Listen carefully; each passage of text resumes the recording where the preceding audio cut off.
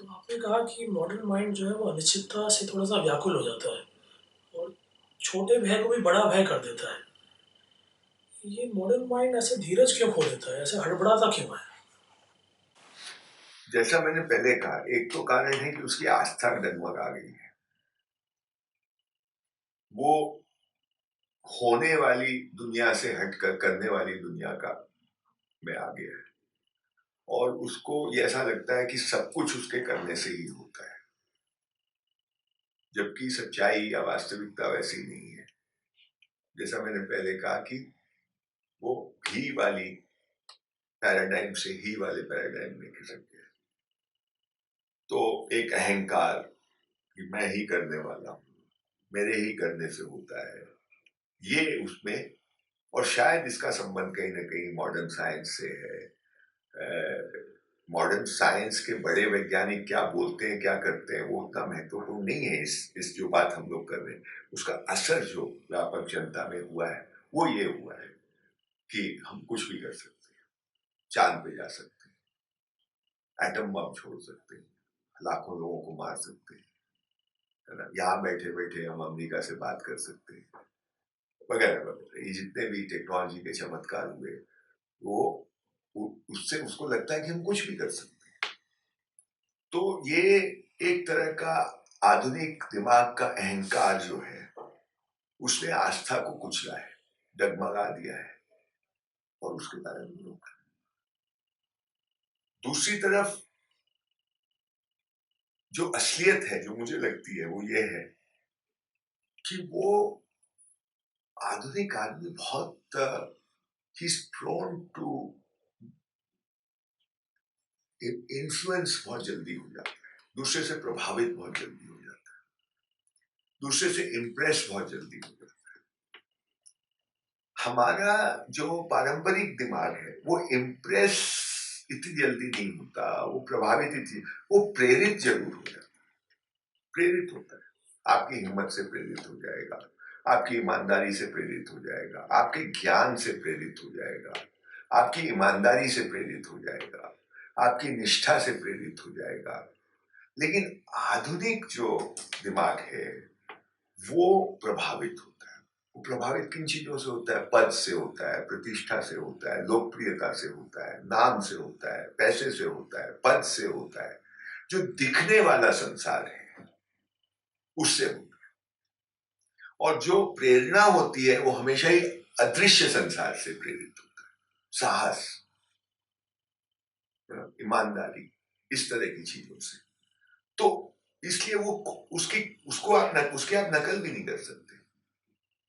पर जो प्रभावित दिमाग है वो तुरंत प्रभावित होता है और फिर दूसरा उसका चरण होता है उसकी नकल करने लगता है, क्योंकि ये दिखने वाला संसार है और वो अदृश्य संसार है। तो ये जो प्रभावित होने वाला दिमाग है ये, और दूसरी तरफ उसमें अहंकार है। तो ये अहंकार और प्रभाव का एक अजीब सा उससे एक बात बनती है कि ये बने बनाए विचार, बने बनाए चीजों, चाहे वो मीडिया के द्वारा हो, चाहे कोई मैगजीन या कोई बड़े आदमी ने कोई बात करी। बड़ा आदमी कौन? जिसका नाम है। उनको नहीं पता कि वो उसमें वास्तविक वो क्यों बड़ा है, लेकिन उसका नाम है, उसको कोई बड़ा अवार्ड मिला है, उसकी बहुत चर्चा होती है अखबारों में, वगैरह वगैरह। वो कोई भी हो सकता है, वो राजनीतिक नेता से लेकर के कोई इंटेलेक्चुअल हो सकता है, कोई साइंटिस्ट हो सकता है, कोई बड़ा मीडिया का आदमी हो सकता है, वो कोई बड़े अखबार के लिए लिखा जिसका बहुत नामी गिरामी, जैसे न्यूयॉर्क टाइम्स में लिख दिया तो बड़ा आदमी हो गया, उसको नोबेल प्राइज मिल गया तो बड़ा आदमी हो गया। तो इस तरह के लोगों ने अगर कुछ कह दिया तो उस पे चिंतन नहीं करता, वो उसको वैसा का वैसा वो पी जाता है, उसको सत्य मान के। तो वो उसका दिमाग नहीं चल रहा है, पर वो ये मानता है कि ये, मतलब ये मैं समझाऊं इस बात को, और फिर उसकी वो चर्चा करता है और उस आदमी को कोट या उस अखबार को कोट या उस किताब को कोट वो करता रहता है।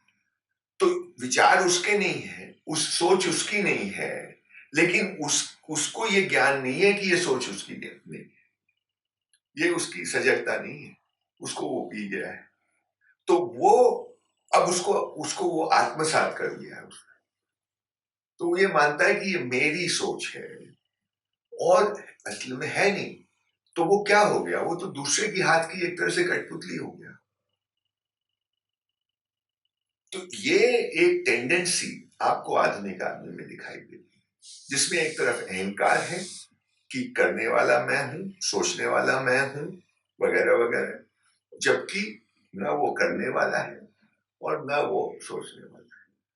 उसने सब कुछ यहाँ दूसरे से लिया है। उसके करने में जितने फैक्टर्स है उसकी वो अनदेखी कर रहा है और वो मानता है मैं ही कर रहा हूं।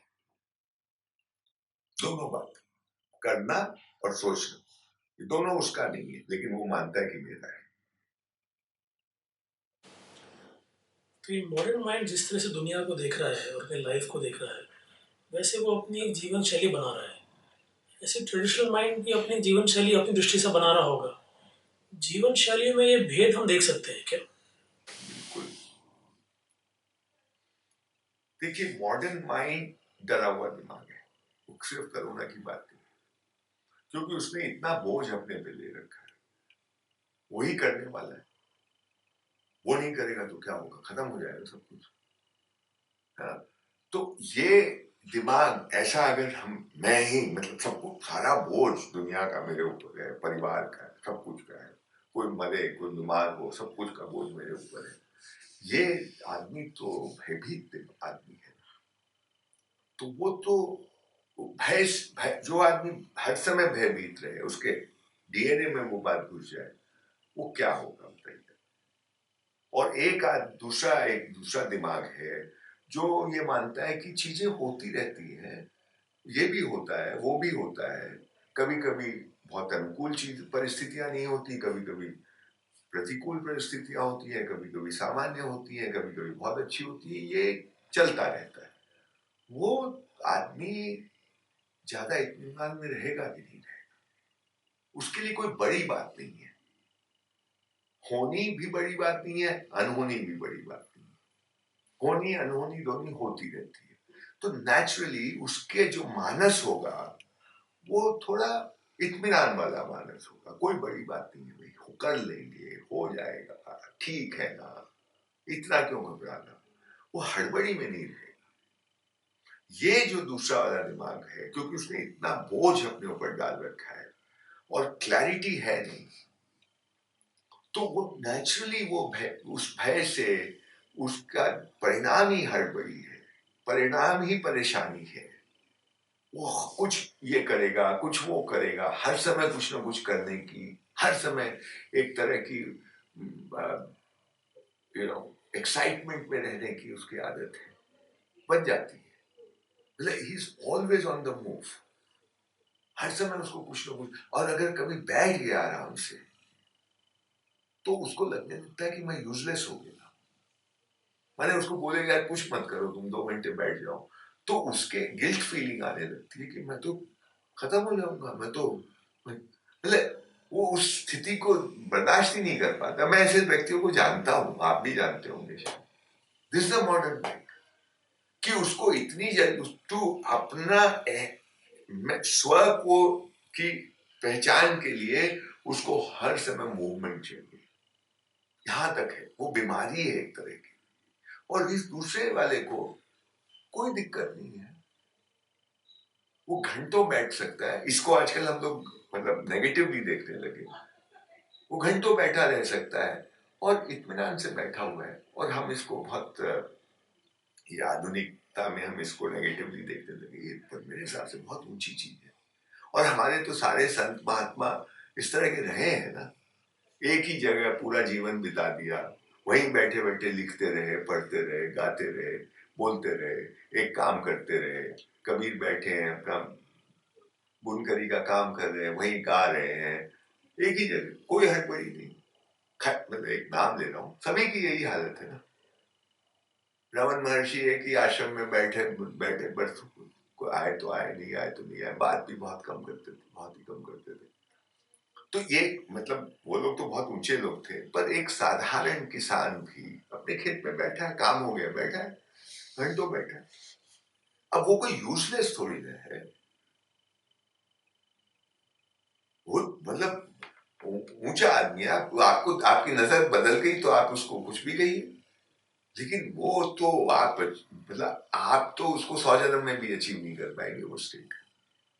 तो ये आदमी, मॉडर्न आदमी, हर समय गतिशील है, हर समय हड़बड़ी में है, हर समय भयभीत है, हर समय अपने स्व की पहचान के लिए भी करता है, क्योंकि बैठे रहने में, स्थिर रहने में, शांत रहने में उसको अपनी स्व उसका गुम हो जाता है। वो दूसरा जो है वो तो शांत रह के अपने स्व की पहचान करता है, ये गतिशील रह के अपने स्व को ढूंढने की चेष्टा करता है। ये दोनों में बहुत फर्क है। ये जो मूवमेंट है अननेसेसरी, यही तो प्रॉब्लम है आज की, मतलब एक तरह से मॉडर्न टाइम्स का। Too much movement, unnecessary movement in every. दिमाग में मूवमेंट, दिमाग बैठता नहीं है। बोलते साहब अटेंशन स्पैन 3 मिनट का है, 18 मिनट का है, ये सब क्या बातें हैं। मुझे तो लगता है कि ऐसा मैं नहीं मानता। मैं घंटों बैठ के कुछ लोगों को मैंने सुना है, और उन घंटों, मैंने 1 घंटा भी नहीं, 2 घंटे, 1.5 घंटे, 2.5 घंटे लगातार, और मेरा दिमाग उसके बीच में शायद 4-5 बार भटका हो तो भटका हो, एक आध मिनट से कम। मैं सुन सकता हूँ। आजकल बोलते नहीं साहब भाषण मत दीजिए ज्यादा लंबा, कोई सुनेगा नहीं। मुझे नहीं समझ में आती है।